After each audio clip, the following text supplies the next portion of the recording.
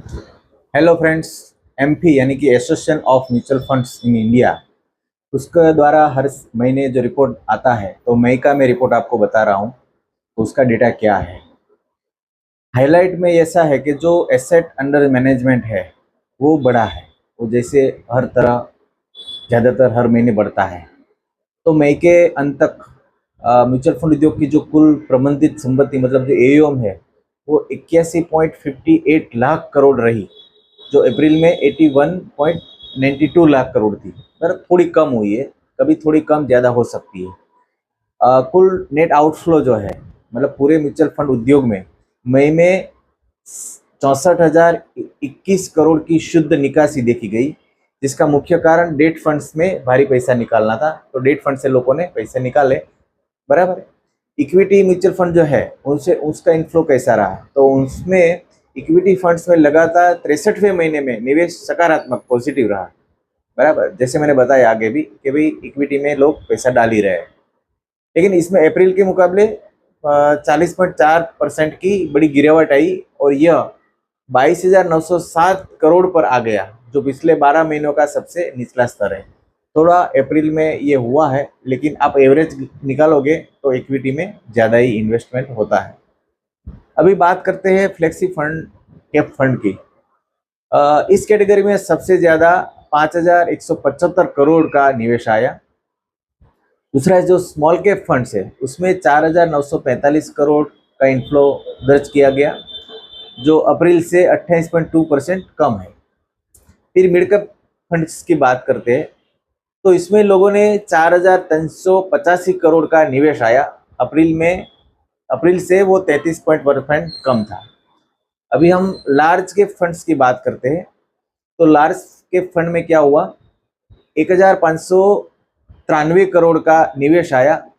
अप्रैल में वो 36.9% कम है अप्रैल से, बराबर।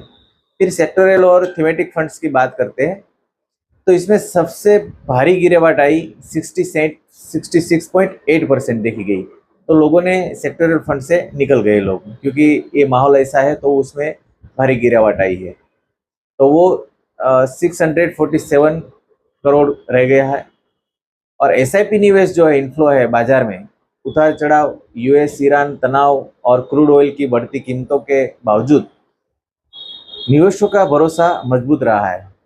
मई में कुल एसआईपी योगदान 30,954 करोड़ रहा, जो अप्रैल का जो था 31,115 करोड़ के मुकाबले 0.52% का मामूली गिरावट है। लगातार तीसरे महीने एसआईपी का आंकड़ा 30,000 करोड़ के ऊपर पार बना हुआ है।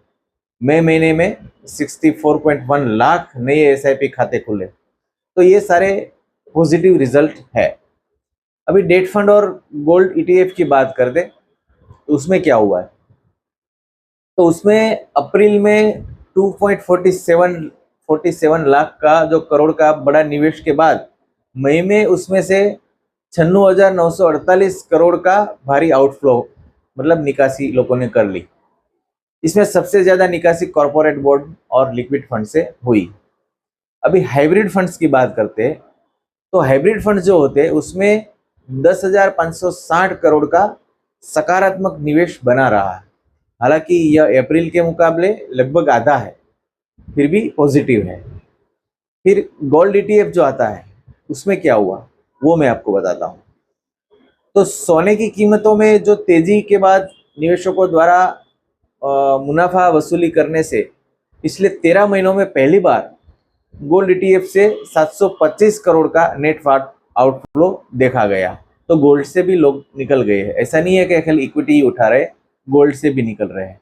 तो ये सारी जो बातें थी वो मई महीने में equity funds mutual fund MP का रिपोर्ट क्या आया वो है। तो ज़्यादातर हम सोचते हैं कि ये हुआ वो हुआ, लेकिन ज़्यादातर पॉजिटिव है। नए फोलियो भी ज़्यादा खुले हैं। एसआईपी का जो मंथली अमाउंट है, जैसे मैंने बताया, 30,000 करोड़ के ऊपर ही जाता है। तो अगर एफआईआई या तो फॉरेन वाले कुछ भी निकाले कुछ भी करे, लेकिन अपने इंडिया जो इंडियंस है, जो डोमेस्टिक इन्वेस्टर है, उनकी ताकत ऐसी है कि वो एवरेज हर महीने 30,000 करोड़ रुपया इंडस्ट्री को दे रहे हैं। तो ये बढ़िया अच्छी बात है। तो टिके रहिए और ज़्यादा अच्छी जानकारी के लिए मेरे को मिलिए, मेरी ये चैनल को फॉलो कीजिए, ऐसी ही माहिती आपको मैं भेजता रहूंगा। आपको और क्या जानकारी चाहिए वो बताइए ताकि मैं आपको दे सकूं। मिलते रहेंगे। Okay, thank you.